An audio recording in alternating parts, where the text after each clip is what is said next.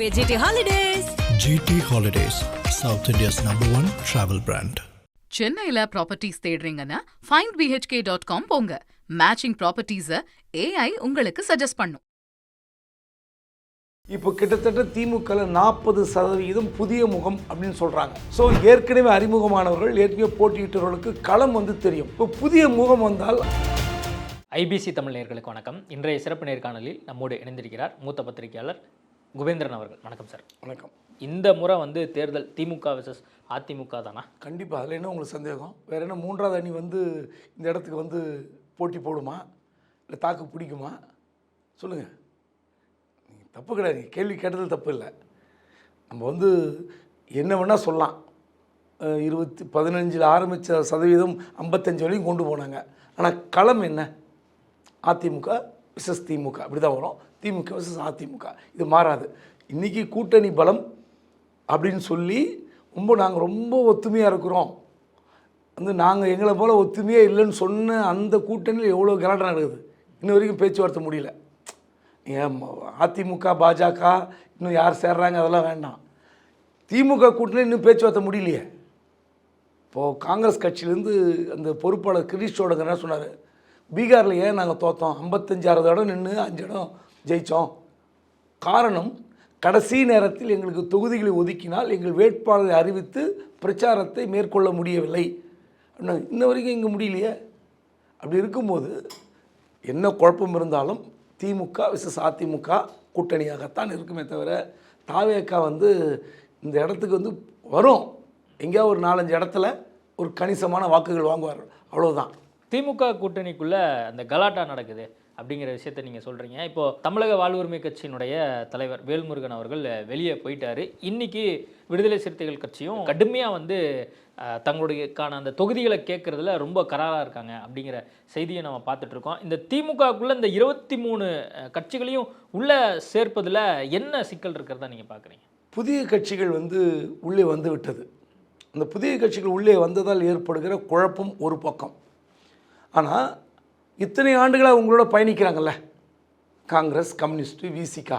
So இந்த கட்சிகளுக்கு முதல்ல அவங்கள கூப்பிட்டு உங்களுக்கு எத்தனை தொகுதி மாற்றிக்கிறீங்களா, இதை வந்து உறுதிப்படுத்திக்கிட்டு ரகசியமாக பேச்சுவார்த்தை முடித்து விட்டு நீங்கள் புதிய கட்சிகளை அணுகியிருக்கணும். அதாவது எப்படின்னா, இப்போ தேமுதிக உள்ளே கொண்டு வந்தீங்க, ஒரு ராஜ்யசபா சீட்டு வர கொடுத்துட்டீங்க. இப்போது அவங்களுக்கு கொடுக்குற அந்த தொகுதிகளுக்கு இணையாக எங்களுக்கு வேண்டும் என்று விசிகா கேட்பது தப்பே கிடையாது. அவங்களுக்கு தமிழ்நாடு முழுக்கும் பரவலாக ஓட்டுருக்கு, உங்களுக்கு இருக்கான்லாம் கேட்கலாம். ஆனால் நாங்கள் இத்தனை வருஷம் கூட இருந்தோம்ல, அந்த பாண்டேஜுக்கு என்ன மரியாதைன்னு கேட்குறாங்க. ஸோ ஒருவேளை நீங்கள் கடந்த நாடாளுமன்ற தேர்தலில் இருக்கிற வாக்கு சதவீதம் அப்படின்னு கணக்கு போட்டிங்கன்னா கூட அந்த பிரச்சனை வரும்.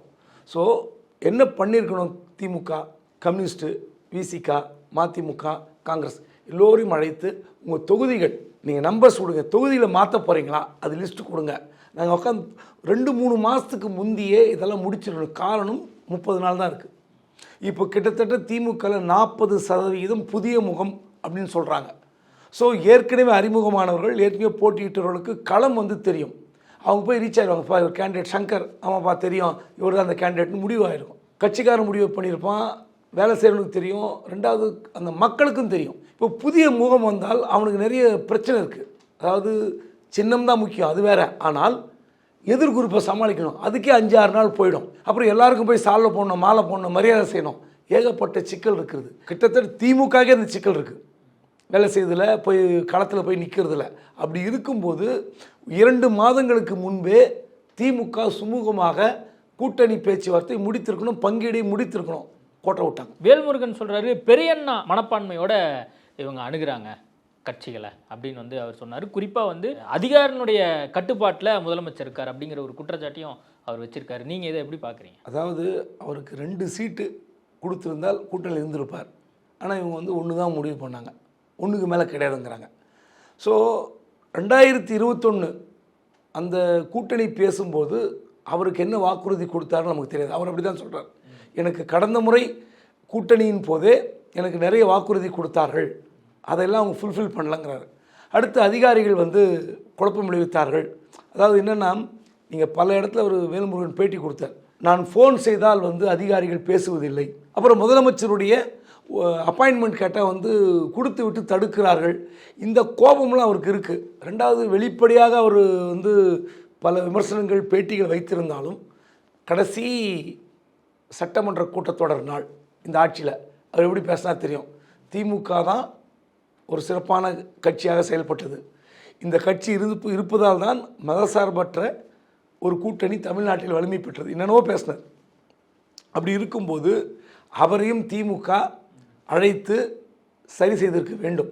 அவருக்கு 1 ஆ 2ஆன்றது அவங்க பிரச்சனை, நான் அதுக்குள்ளே போகல. ஆனால் உங்கள்கிட்ட இவ்வளோ வருஷமாக இருந்தவங்களை ஏன் வெளியே தள்ளுறீங்க? தப்பு தானே அது. அப்போ உங்களோட பாண்டேஜோடு இருக்கிறவங்களுக்கு இந்த நெருக்கடி வந்தால் எப்படி? இப்போ நீங்கள் தேமுதிக உள்ளே கொண்டு வரணும், அதுக்காக எல்லோரும் வெளியே தள்ளுவீங்களா? தப்பு இல்லை. அவருக்கு அந்த நீங்கள் பண்ருட்டி, நெய்வேலி, சேலம், தருமபுரி, கிருஷ்ணகிரி எங்கேயோ ஒரு 4 பேர் இருப்பாங்கள்ல. தமிழக வாழ்வுரிமை கட்சின்னு அவர் கட்சி நடத்துகிறார். அவருக்கு ஒரு 500 ஓட்டு 1000 ஓட்டு இருக்கும். அப்படி இருக்கும்போது அவரை சரி செய்ய வேண்டிய பணி திமுகவுக்கு நிச்சயமாக இருந்தது. ஏன்னோ தவற விட்டார்கள். அதிமுக கூட்டணியில் இருந்த சில கட்சிகள்லாம் கூட கடந்த முறை நாடாளுமன்ற தேர்தலாக இருக்கட்டும் அல்லது அதுக்கு முன்பாக இருந்த கட்சிகளாக இருக்கட்டும், இப்போ உதாரணத்துக்கு கொங்கு இளைஞர் பேரவை தனியார் அவராக இருக்கட்டும், எஸ்டிபிஐ கட்சியாக இருக்கட்டும், அவங்கெல்லாம் வந்து இப்போது திமுக கூட்டணியில் இருக்கிறத பார்க்குறோம். பேச்சுவார்த்தையும் நடத்திட்டு வந்திருக்காங்க. பட் அவங்களுக்கெல்லாம் வந்து இவ்வளோ முக்கியத்துவம் கொடுக்கறதுக்கான காரணமாக நீங்கள் என்ன பார்க்குறீங்க? அதாவது அதிமுக அணி பலவீனப்பட வேண்டும் என்பது திமுகவுடைய நிலைப்பாடு. தப்பு கிடையாது, அரசியல் அப்படி தான் வந்து இருக்க முடியும், அப்படி தான் செயல்பட முடியும். ஆனால் நீங்கள் வந்து புதிய கட்சிகள் ஏற்கனவே உங்ககிட்ட கமல் கட்சி ஏற்கனவே இருக்குது. இப்போது வருகிற எஸ்டிபிஐ, தனியரசு, கருணாஸ், தமிழ் அன்சாரி, இப்போ இவங்களுக்கு 3 பேருக்கு 3, எஸ்டிபிஐக்கு 1 4, அப்புறம் கமல் கட்சிக்கு ஒரு 2, அவங்க கூடுதலாக கேட்குறாங்க 2. ஸோ இப்போ இத்தனை இடங்களை வந்து விட்டு தர வேண்டிய கட்டாயத்தில் இருப்பதால் தான் நாங்கள் வந்து ஏற்கனவே இருக்கிற கூட்டணி கட்சிகளுக்கு சீட்டை குறைக்கிறீங்க. இந்திய கம்யூனிஸ்ட்டுக்கு 5, மார்க்சிஸ்ட்டுக்கு அவங்க வந்து கூடுதலாக கேட்குறாங்க, இல்லை 6 கொடுங்க கேட்குறாங்க. எனக்கு தெரிந்தவரை மார்க்சிஸ்ட் கம்யூனிஸ்ட் கட்சி எப்படி செயல்படும் நான் பார்த்துருக்குறேன். என்னுடைய பல ஆண்டுகால அனுபவத்தில் கம்யூனிஸ்ட் கட்சி கூட்டணியில் இருந்தாலும் அந்தந்த ஊரில் இருக்கிற நிலைப்பாடு வேறு. சுடுகாட்டு பிரச்சனையா, சுடுகாட்டில் இந்த ஜாதி தான் புதைக்கணும், இந்த ஜாதியை மறுக்கிறார்கள் என்றால் அந்த ஊரில் அந்த பிரச்சனைக்கு கம்யூனிஸ்ட் 30 பேர் தான் ரோட்டில் நிற்பாங்க, 200 போலீஸ் போடுவாங்க. ரேஷன் கடை பிரச்சனை, மருத்துவமனை பிரச்சனை, கோயில் நுழைவு பிரச்சனை, இப்படி ஏதாவது ஒரு பிரச்சனை கம்யூனிஸ்ட்டு எப்படி போராட்டம் பண்ணும்? நீங்கள் கடந்த 10 ஆண்டுகளில் அதிமுக ஆட்சியில் கம்யூனிஸ்ட்டை பார்த்துருக்குறோம். கூட்டணியில் இருந்தாலும் சரி இல்லைனாலும் சரி எப்படி போராட்டம் பண்ணுவாங்க. இந்த 5 வருடத்தில் அப்படியான போராட்டங்களை கம்யூனிஸ்ட் செய்ததா? அங்கொன்று இங்கொன்று இருக்கும். விழுப்புரத்தில் கோயில் பிரச்சனை இருந்தது. ஆனால் இதே மாதிரி மதுரை உத்தப்புறம் அந்த விவகாரத்தில் மார்க்சிஸ்ட் கம்யூனிஸ்ட் கட்சியுடைய செயல்பாடு எப்படி இருந்தது? அதிமுக ஆட்சி காலத்தில், திமுக ஆட்சி காலத்தில் ரொம்பவே ஒத்துழைத்தார்கள். நீங்கள் இந்த சாம்சங் போராட்டம், ட்ரேட் யூனியன் போராட்டத்தை தவிர கம்யூனிஸ்ட்டு திமுகவுக்கு ரொம்பவே வந்து சப்போர்ட் பண்ணிச்சு, தங்களுடைய சுயத்தை இழந்து விட்டார்கள்.